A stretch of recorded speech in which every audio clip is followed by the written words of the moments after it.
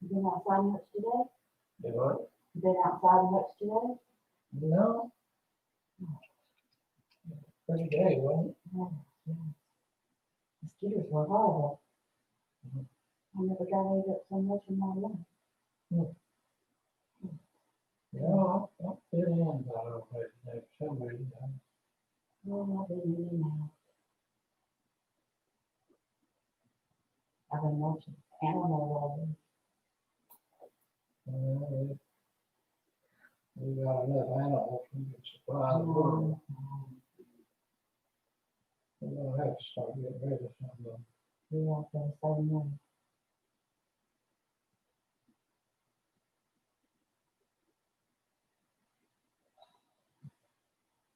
I gotta get something to catch them in, so You know? get something to catch them in. Yeah. I got one at the back door, all he does is holler every time he sees me. But he's the first one at the dinner table. I tell him, go find him. Yeah. But see, I feed the other critters that come to them. Yeah. And it wasn't supposed to be done. Not being ugly, it's just, I done fed him 3 or 4 times a day, he don't eat no more. Shame on him. That's what I'm telling you, shame on you. He come out of nowhere. I guess I felt sorry for him. Yeah.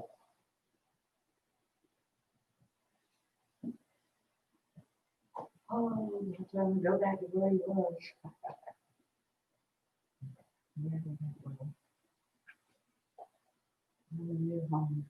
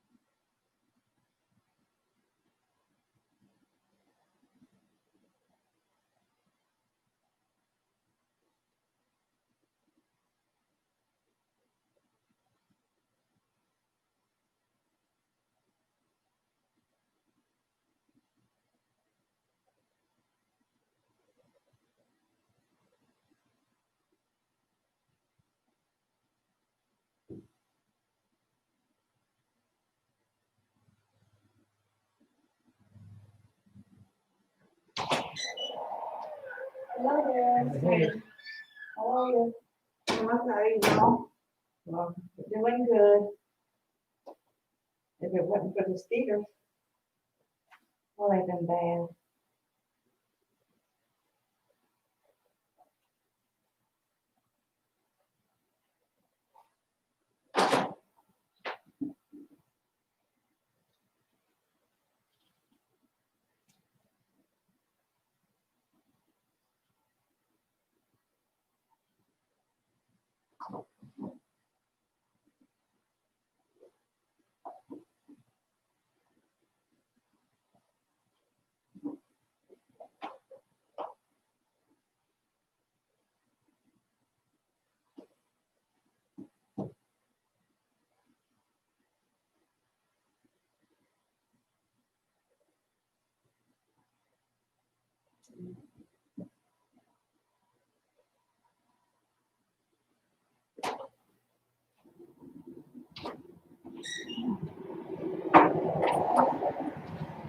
Yay, we got a full house. Yeah, How are you? All right, and you? let's see if we can find a seat. I know. There must be a light, it's gonna pull people in. Nice to have them. It is.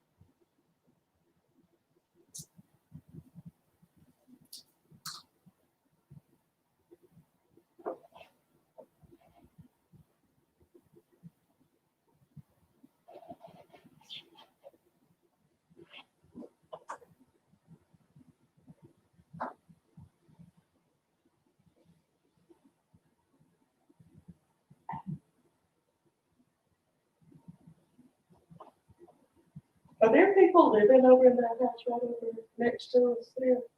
I think so. I think so. Where? Where is that, okay? Yeah, there people live They don't come out much, or, I've never actually seen them, I've seen it looks like somebody's there. there. Well, their kids come out. Do they? I don't see that too much. But, their kids, yeah, I don't know. That's good.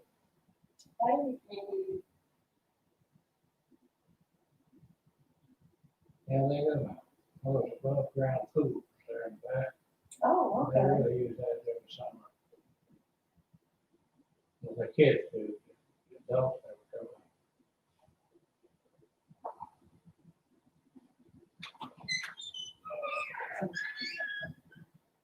Change their mind.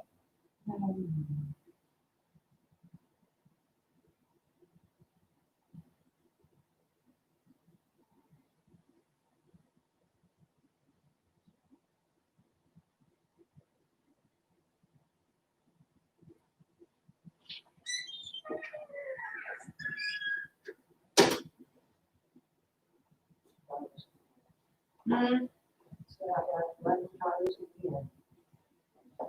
You got one? So let me try this again. I just seen what you got a good bag on the car to put on the door. Even, Yeah. they pay off.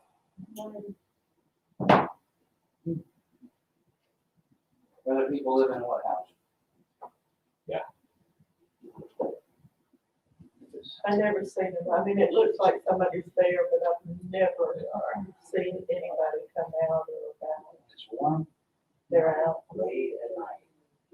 They'll be playing very loud music. Running in their pool, playing You can't hear it in the house, but when you come outside, you can.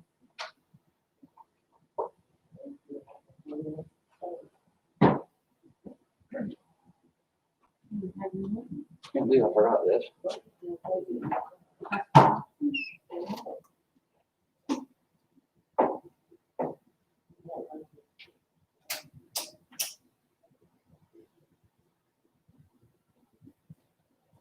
Well, now there's light in the back.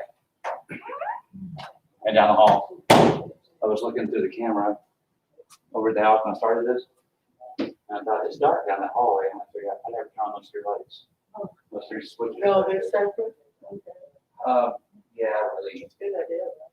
One's on the ceiling fans. Because I can remember when we put those up, those old ones up, from the old. So there's only 4 wires.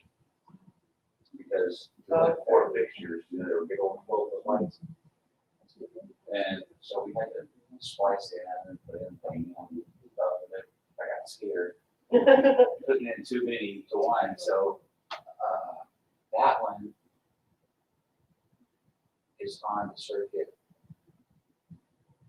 with the ceiling fans. And that one in the back is on the same circuit as the hallway. Hallway used to be brighter than all right, Donna's not feeling well.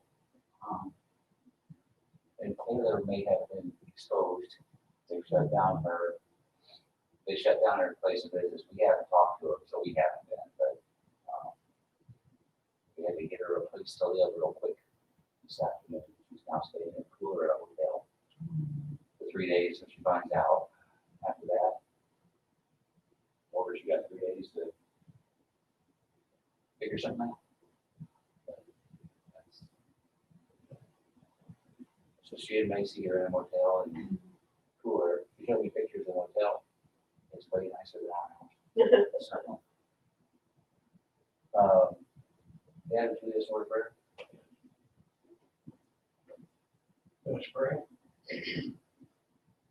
Lord, most gracious Heavenly Father, thank you once again for this privilege to come together and worship you. Please be with us this day. Help us to glean from your word and the strength that we need and the courage that we need to continue. Give us the teacher to help him to tell us those things that will encourage us and strengthen us. Help us to continue on to the rest of our lives. And it's for your son we pray. Amen. All right. Now, he begins, after the Beatitudes, he begins talking about a Christian's influence in the world. And I shouldn't say it this way, so I'm going to try to find another way to say it. I have personally found out that he is completely correct. In fact, what Jesus says about salt and light, 13 and 14, 15 and 16, what Jesus says about salt and light is completely true about Christianity. This works both ways, though. Have you ever been a part of any group of people and things were just better because one person came in? You know, because that one person came in, whereas you had nothing get done, or nothing get accomplished, or nobody get along, and one person comes in and somehow just, I don't say magically, but somehow just all at once everything gets better. But then, have you ever been a part of a group where everything was great, and then some person came in and it just all went, I guess a nice way to say it, south. You know, everything went badly after that. It's amazing how this works. There was and I can't remember both names, but there was a king in Judah, Josiah. He was a good king, and the weird thing that it says is this: Josiah was a good king as long as the high priest was alive. He was a good man. But then things began to happen when the high priest died, and Josiah was no longer a good king. So the Bible brings out that one person can make a difference. Salt, a little bit of salt makes a difference in anything. Light, if there is no light, it takes absolutely no light at all, hardly, just a little bit, to make the hugest difference. Like I told you, I can remember one night, it was overcast outside, it was very cloudy, stormy, no stars, no moon, no nothing, and the power went out in here, in this building. It was pitch black. You wouldn't believe what the light from the screen of a little flip phone could do. Not the flashlight part, they had them then, but the light from a little flip phone could do in this building. You could see everything. You know, that made all the difference in the world that night. Lisa, were you here that night? I'm trying to think. I wasn't the only person here. You were here. I mean, I remember one time coming out, but I don't know when. It's come out a few times since we've been here, but that night it was just so pitch black. Now, he then, with the salt and light illustration, he then kind of illustrates what he's saying and what he wants you to do with it. 15.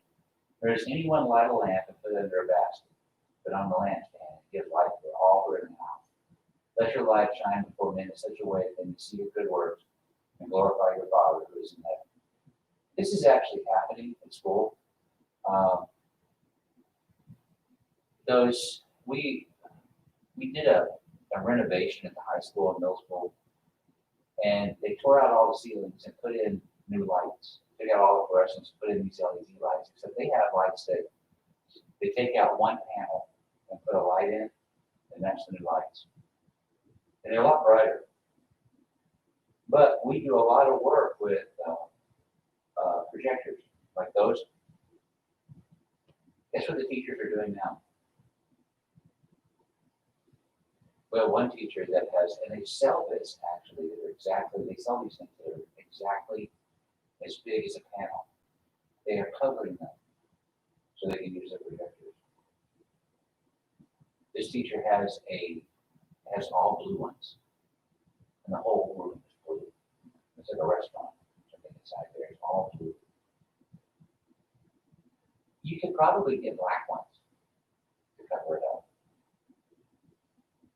Why would anybody, in what we're talking about, why would anybody cover up this light of Christianity? If you look at it, this light of knowledge, this light of truth, this light of purity, this light of Christianity, why would anyone become a Christian,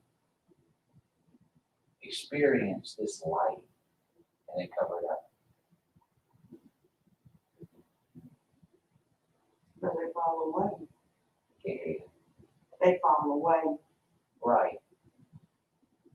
And if you cover it up, you will fall away.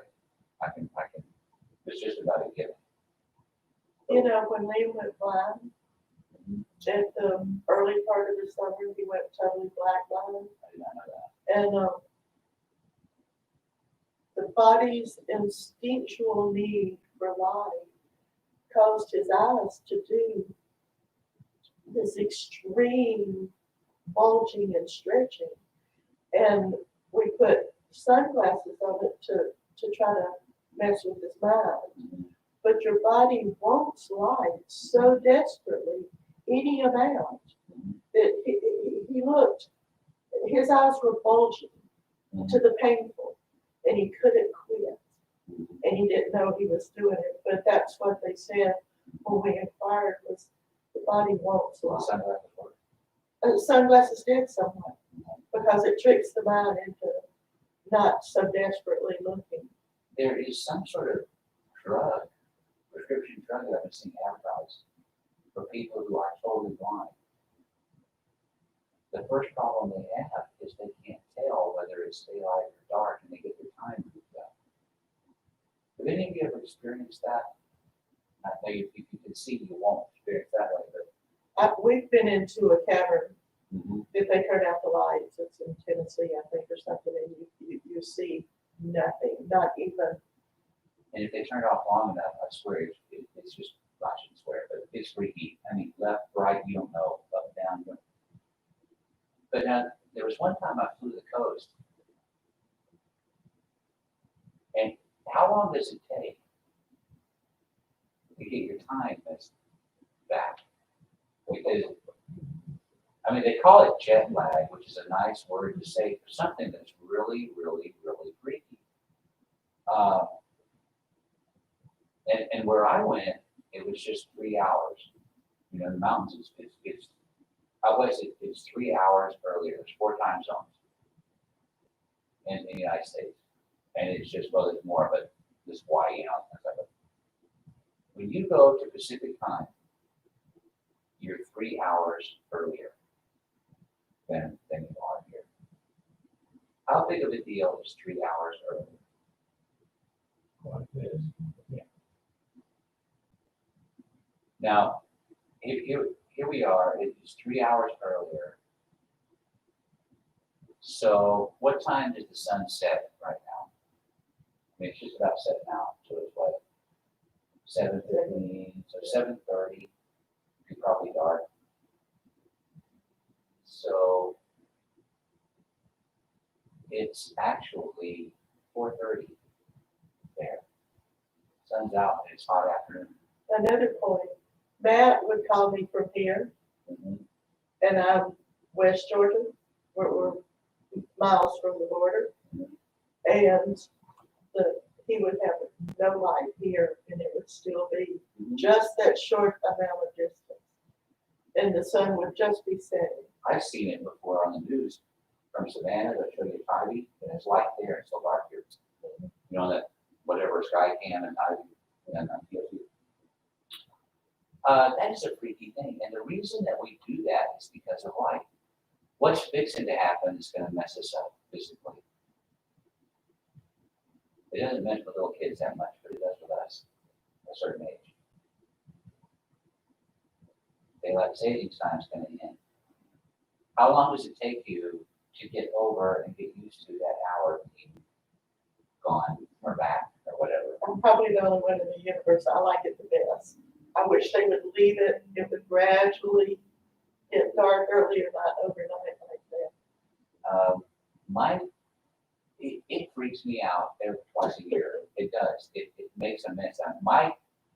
When you can't do this, legally you can't do this, but my idea is just instead, just one time move it 30 minutes and never move it again. And that way everybody's not happy and everybody's happy enough. Yeah. But you can, legally in this country, in this country, anyone can, a principality, a state, a county, can change to where they have daylight savings time year round. But you can't change to have standard time year round. It's illegal. You can't do that. I don't know why, but that's some sort of reason. Who came up with the idea, by the way, daylight savings time? Never believe it. Who came up with the idea that finally got passed? Benjamin Franklin. You know, Dr. Franklin was a very smart man, but in that, I don't think he quite got it. We are so, and I guess we said all this to say that we are so driven by light physically. How early did God create creation?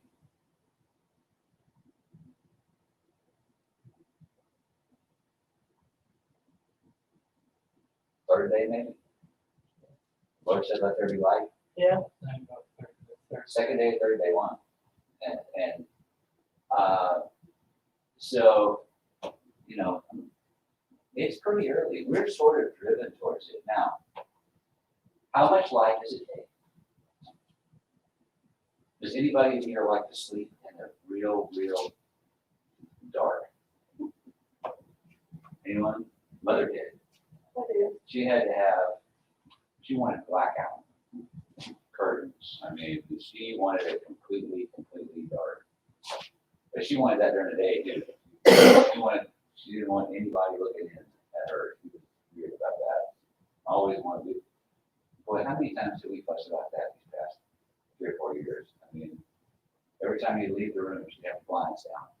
You know, she could get to them before you get back, she'd have them down. And we have it here too, you notice? How many of you have ever been in this room with the blinds open? I don't think, except for one time when the power was out during Sunday morning, did we ever have the blinds open during services. The one right. We are, I think the point he's trying to make is, don't cover it up. Don't cover it up light. Let light have its influence in the world. And you put it on a lampstand, it gives light for all in the house. And you gotta remember, these people are talking about oil lamps and candles. I mean, they're not talking about what we're having here, LED lights. They're talking about candles, oil lamps. How much light comes from them? Enough to see, I don't know. I don't know, they're quite enough to see. But to read, Yeah, you can barely read. if you're right under. You have it on one side of the lamp and you're on the other. It's just not that much, but a little bit goes a long way, and it does. It makes people better. It makes other people better, and this is the influence that a Christian has. Not only are you a better person, which we emphasize in all churches all the time, you are a better person, but other people are better because you're nearby. Other people are better people because you're nearby. Is there a reason for that? We try to explain it away. I don't think we should. Actually, it's just naturally the way it is. I think that's just naturally the way things go. And there's some science about it. And I'm not saying people try to be better so they can look good to you or anything like that. But there is some science around it. People tend to want to be like other people around them. And if you are stubbornly resistant to darkness, people around you will be influenced. And usually, almost always for the good.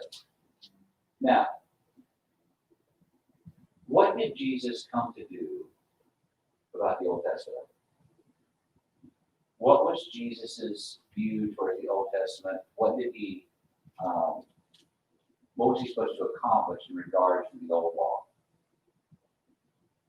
Genesis through Malachi. What did he do it?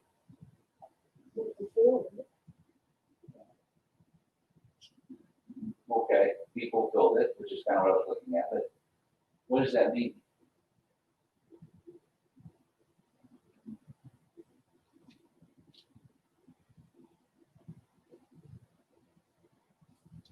Well, we have to get back a few thousand years then. What was the purpose of the old law?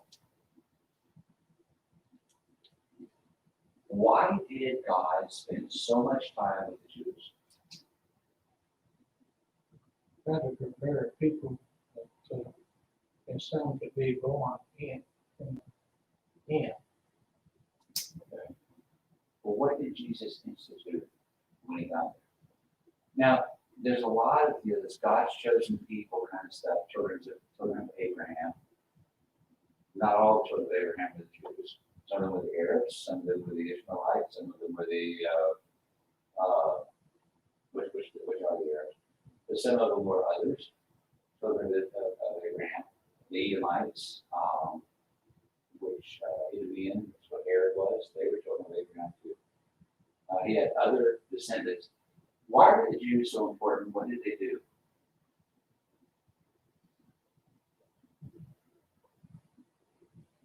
What was their purpose? Even more than that. Yeah, it was to, and a friend of mine used to say it this way, it's an oversimplification of it, but usually thinking in a way. It was to bring forth the nation of Israel, keep that nation perfect so they could produce Jesus Christ. But keeping that nation perfect means what? Obedience to God. They also had a lot of feasts and festivals and worship practices, right? we've studied a little bit here and there. However, I came to an epiphany about this a couple of years ago, and the more I've looked at it, and I've even taught it here, because we've looked at it on a Sunday night series. There is a lot of Christianity in the Old Testament. A lot of the basic doctrines that we teach were first taught in the law of Moses. What did Jesus do to take away sins? Gave his life. What under the law was done in regards to sin?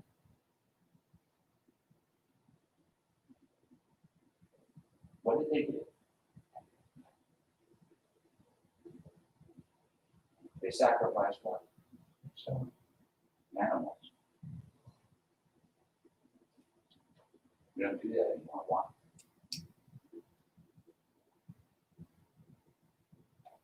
All of that animal sacrifice was done for what? Under the old law. Short term, Yeah. It was imperfect. But by doing all of that for so many generations, when Jesus died for the sins of all, how much trouble did those people have understanding?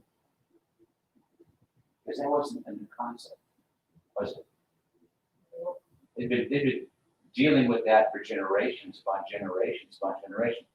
And how many times are the precepts of the New Testament found in the foundation of the Old Testament?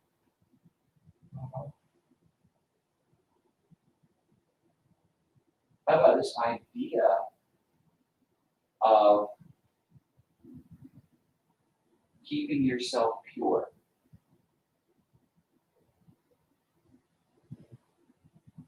What did you have to do before you go to the temple? To purify yourself. Not always sacrifices. It was sacrifices if you were spiritually impure or ceremonially impure or something. And a lot of times it wasn't that big of a sacrifice. It was a grain offering or a wine offering or something like that. But it was if you went to the temple and you went in, you had to wash your hands, as you went in. The high priest in the temple, there was a laver, which is a bowl of water that the high priest would have to wash his hands before he goes in.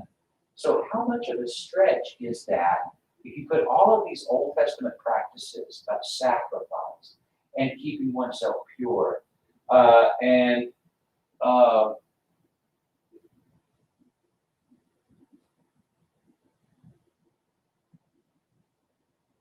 sorry, somebody said they're waiting. How many of these things are steeped in the Old Testament? Okay. How many times are these things steeped in what the Old Testament taught? Just about everything that we do as a Christian is. he could have, It's not him. Sorry.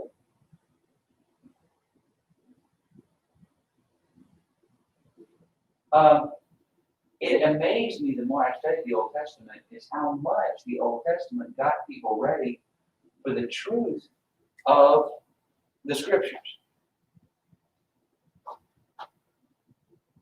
did God ever say why they had to sacrifice and throw the blood on the altar?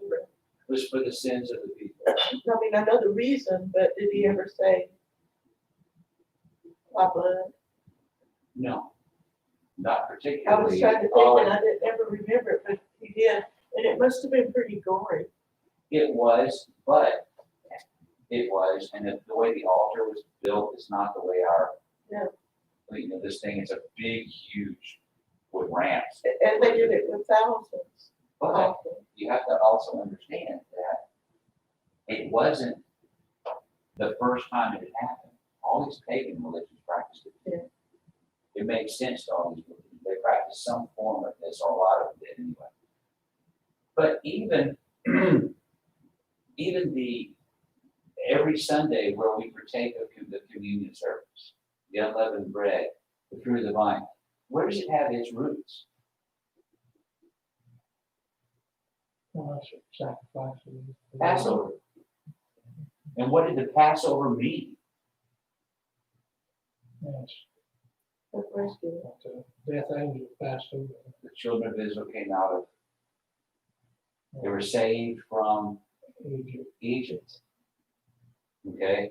And then we remember that. That's where our roots were. In fact, Jesus was celebrating the Passover when he instituted the Lord's Supper, communion service. It came out of that. And all of these ideas that we hold true in Christianity came from the Old Testament. Now, do I think that we ought to just say, well, we need to follow all? No, we don't. But what it is this all of this stuff, and you can see how smart and intelligent God was. He knew what people were like. It wasn't that much of a stretch when Jesus came from Judaism to Christianity. Because a lot of these ideals or ideas and a lot of these concepts had been established already in the Old Testament. You see, it is a beautiful transition from one to the next. And then when John the Baptist came, what was John saying before Jesus came? Look, this is what we've been looking for. This is what we've always been looking for. And when Jesus came, what did the majority of the Jews do? They followed him. They understood it. They got it. And people say, well, but they all fell away. And they did, like Lisa said a while ago about the light. We're going to hide it. What did all those people have to do? And this was the first time you see it, I think. What did all those people that were standing before Pilate, what did they have to do about the light of the gospel to be able to say, crucify, release to us Barabbas, and his blood be upon us and our children? What did they have to do with the light? They had to cover it. They had to cover it. I mean, you were talking about them being blind, okay? There's somebody in this world, there's some people in this world that are more blind than that. Okay, and I've met them. There's some people that are more blind than that. The people that are more blind than that are the people who refuse to see. Not the people who can't see, but the people who actually refuse to see. So, the point I'm trying to make is this. The Old Testament was not just something for God to do from time to time so that people would kind of be godlike and follow him, and here's a bunch of arbitrary things that I want you to do, or just some things I thought up for you to do so that you could be good and righteous and good Jews and followers of God. All of these things that he had planned for the future, they're all in there. They're all in there. They're just concealed a little bit. Then all of a sudden, when Jesus comes and ending in Acts chapter 2 on the day of Pentecost, all of these things are revealed. This is what God was trying to do throughout all 39 books of the Old Testament. This is what he was trying to do. He was trying to show people where it was. And folks, where, among what group of people did the church begin? Yeah, they knew it was coming. They knew it was coming. In fact, I can just imagine these people seeing all of these things and saying, wow, it all makes sense now. I see what he was trying to say all along. This is what it was for. This is what was going to happen. And then the first Gentile convert, Cornelius, that we know of, he was a Roman. Yet he was a Roman who knew what? He knew a lot about Judaism. He said, well, this all makes sense. All this stuff makes sense. I think we kind of tend to look at it as if Jesus came just to swipe it all away and get rid of it. But I don't think that's true at all. Jesus came to fulfill the whole thing, which means the things Jesus did, these things made sense to people because they'd been schooled in the law of Moses. Look what he says in 17. Do not think I came to abolish the law and the prophets. I did not come to abolish, but to fulfill. For truly I say to you, until heaven and earth pass away, not the smallest letter or stroke shall pass from the law until all is accomplished. Whoever then annuls one of the least of these commandments and teaches others to the same shall be called least in the kingdom of heaven. But whoever keeps and teaches them, he shall be called great in the kingdom of heaven. How big of a deal does he think the law and the prophets are? Which is the Old Testament. Now, let's look at it when he says again. He says that,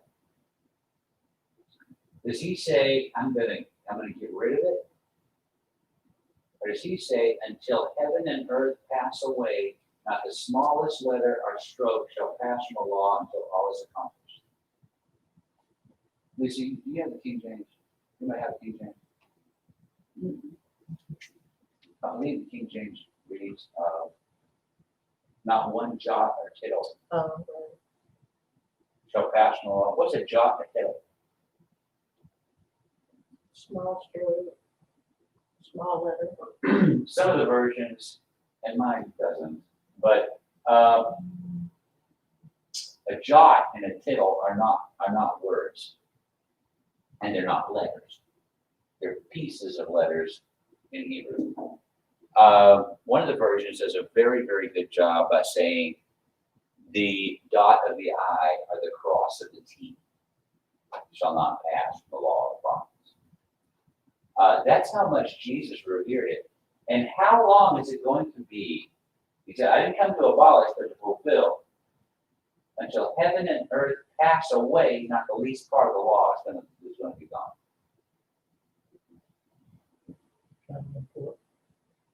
You hang on to that Old Testament because there you can understand the New Testament. Oh, but he means it's binding. No, it can't be binding. The binding part can't happen anymore because we can't bind it anymore. Why? Why can the Old Testament not be bound? That's something we already talked about. Why can't anyone today be bound by the Old Testament?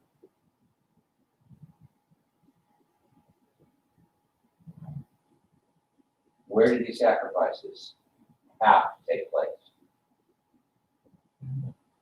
In the tabernacle. No. Not after tabernacle was struck from Shiloh. Where did the sacrifices have to take place? One place on earth. Where was it? The temple. The temple. That's where the altar was. Now you're right about the time before Solomon, before the temple was built. But where does under the Old Testament sacrifices have to take place? In the altar that's been blessed, in the temple that's been built on the temple site in Jerusalem.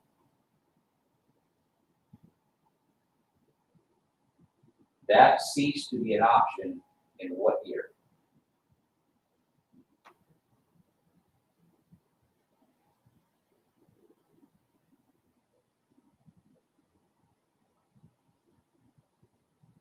AD 70. The Romans destroyed all of Jerusalem and they destroyed the temple, the altar, everything. It has never been rebuilt. And the way the current world situation is today, it can never be rebuilt. Because on that one site, that's the only site where it can be built, Muhammad said that he ascended from that place into heaven and came back, and he told people about heaven, hell, and all kinds of things like that. What did they build there because of that site? A mosque, the Dome of the Rock Mosque. It's there. The Muslims say they're not moving it. And there's no other place you can build the temple. So it is impossible today, for that reason and a few others, to fully worship Judaism in Judaism. But that's okay. The need for that has been taken away.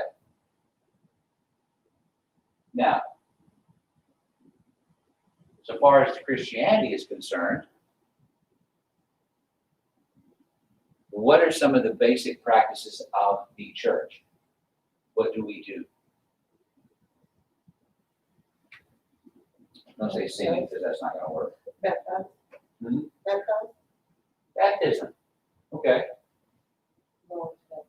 Do what? Lord's Supper. I wanted somebody to say both of those. Okay? The Lord's Supper and baptism, are they forever?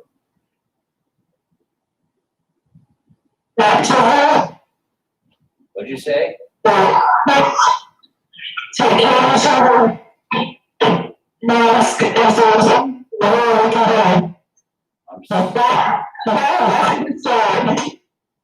sorry, I can't understand. Anyhow, how long will people be being baptized? How long will people be celebrating Lord's Supper? 2 at a time. Okay, when that happens, will the need for that be over?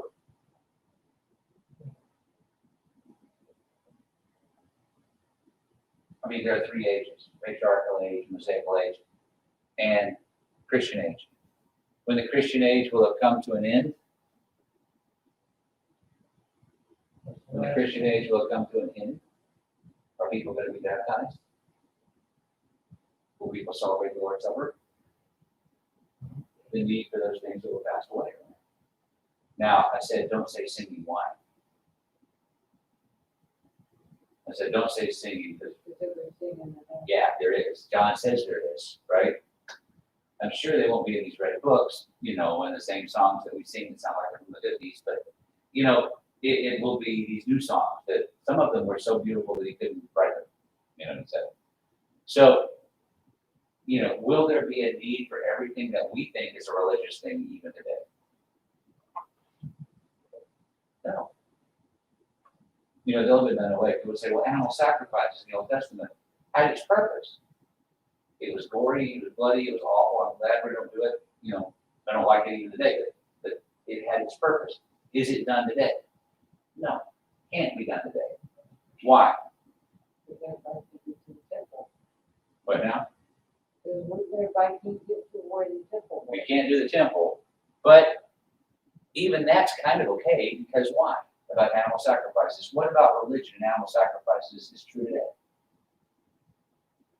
They're not what? They're not necessary. They're not needed anymore. You don't, right, so that they're not needed anymore. I mean, and there's all kinds of other things about, you need to celebrate the Passover every year. Sure do. I mean, the big thing in the past is not any longer the God leading children of Israel out of Egypt. Oh, that was a big thing, but that was the big thing you celebrate the Passover for. What's the big thing we celebrate now? The death, burial, and resurrection of Jesus. That's kind of, I don't want to say replaced it, but it's kind of overshadowed it. It was so big of a deal, it kind of overshadowed it. The point I'm trying to make is this. Jesus says, I'm not abolishing the law. You understand the truths in that law of Moses. You understand the truths in that Old Testament. You understand how God was angry with people. You understand why God was pleased with people. You understand what a God can do when he is mad. And you can understand what a God can do when he's not mad, and how he wants to reward people, and just how long-suffering he can be. First story come to mind. Elijah. After he destroyed all those prophets of Baal, Queen Jezebel sent men after him. They wanted to kill him. She said, may the Lord do to me Worse than you did if I don't make you as one of them. I'm going to kill you. Elijah goes out and hides in the wilderness. He sits down and he said, God, I alone am left. I want to die. I'm paraphrasing all kinds of ways, but I alone am left. Please just let me die. They're seeking my life. They've taken everything from me, and now they're seeking to kill me. God doesn't do it. He ministers to Elijah along the wilderness. And then he tells Elijah, I want you to get up and I want you to go to this cave that I'm going to show you. And he shows him a wind.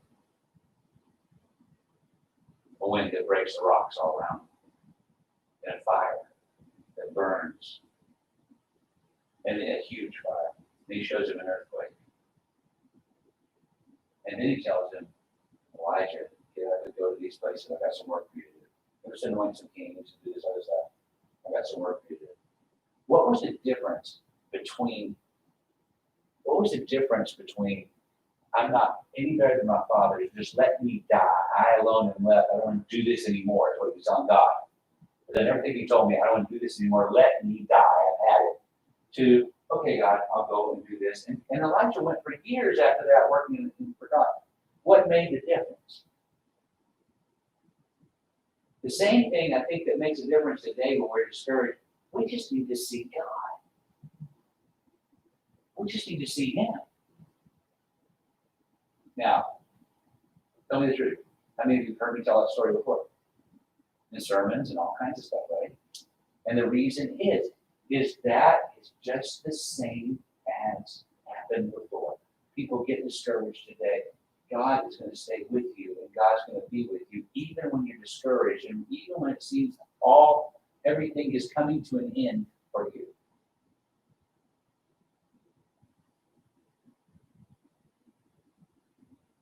God's still with you. That's where faith comes in. Exactly. And sometimes, Lisa, and I think you said a mouthful, sometimes that's all you have left. It really is. And I'm not going to even get into why. It could be because other people are cussed, and folks, there's a lot of other cussed people in this world. I know. How many of you, like I have gotten up, well, you don't get up anymore, you pick up the remote and turn off the news? Because it's just so mean and hateful.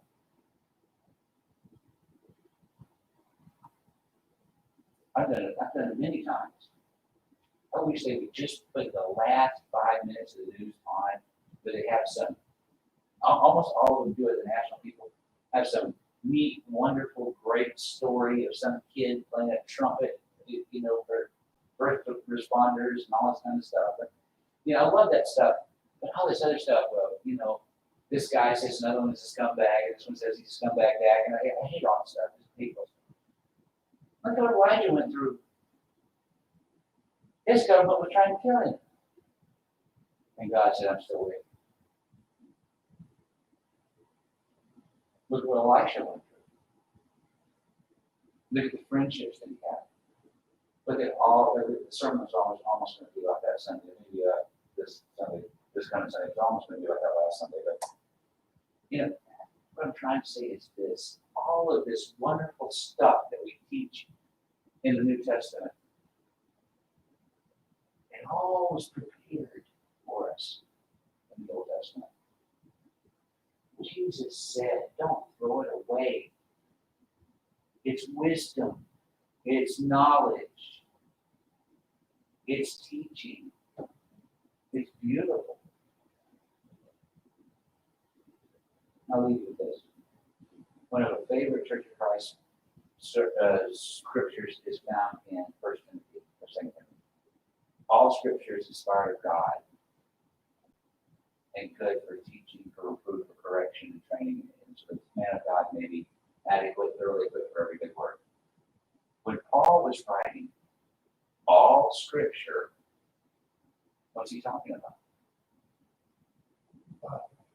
I'm about the Old Testament.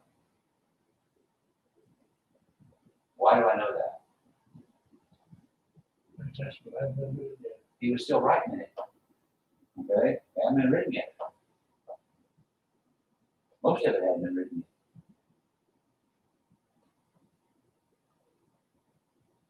People have criticized, and I've even heard it, oh, well, that's the Old Testament, just throw it away, just get rid of it. I've even heard that over and over. That's not what you do. It's good we teach our kids about Noah and the ark, and we dangle a lion's den, all of these things. Why?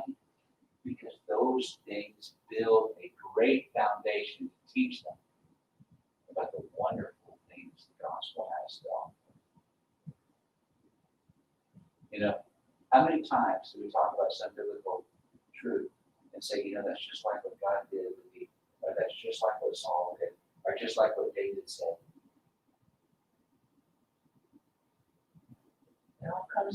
It all came to us. All right, let's talk about the Old Testament a little bit more Sunday morning. What's your invitation song? 290. 290.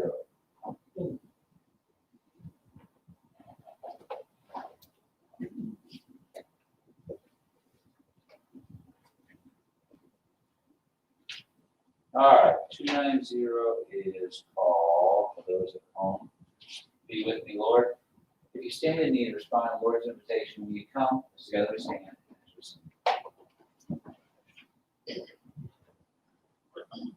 Be with me, Lord. I cannot live without thee. I dare not try to take one step alone. I cannot bear the loads of life unaided. I need thy strength to lead myself alone. So we pray. Almighty God, Father of all, we thank you this day and all its many blessings. Thank you for everything that you've given us, Father, from your entire word. Please be with us, dismiss us from this place, but never from thy presence. Guide, guard, and direct us, not only here, but the rest of our lives. In Christ's name we pray. Amen. Amen. All right, do we have anything that needs to be mentioned? It's been a while till Super Sunday. Anything else? I'm going back to Rome. Okay. Tie up loose ends or just get away? Tie up things, settle things. Okay. Changing the titles of cars requires my body. Really? Nobody else wants to see me for anything. But to change that, they said I had to come in person. So I've got to do several things. We've got a year to do that ourselves, so they're smaller. Yeah. Be careful when you leave. Friday. Friday's the blood drive that they've asked me to announce. I'm happy to do so. I wish I could be a part of it. I used to be, but so I became diabetic and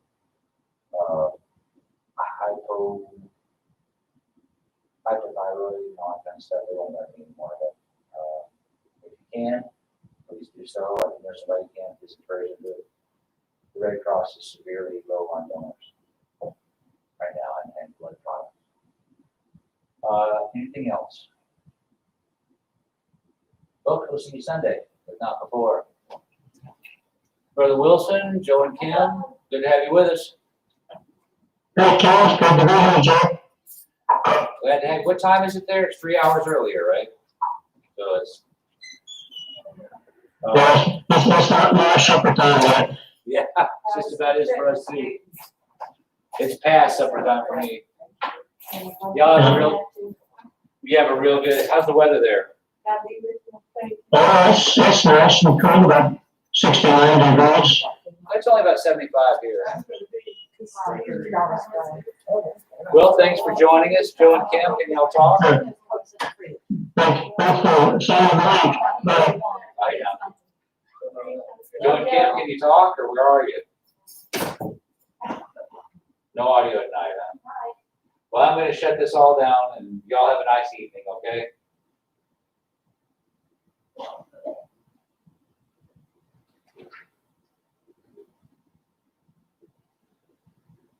Did you do the little thing and set up there? Do what? The little thing, It's over there. oh, okay.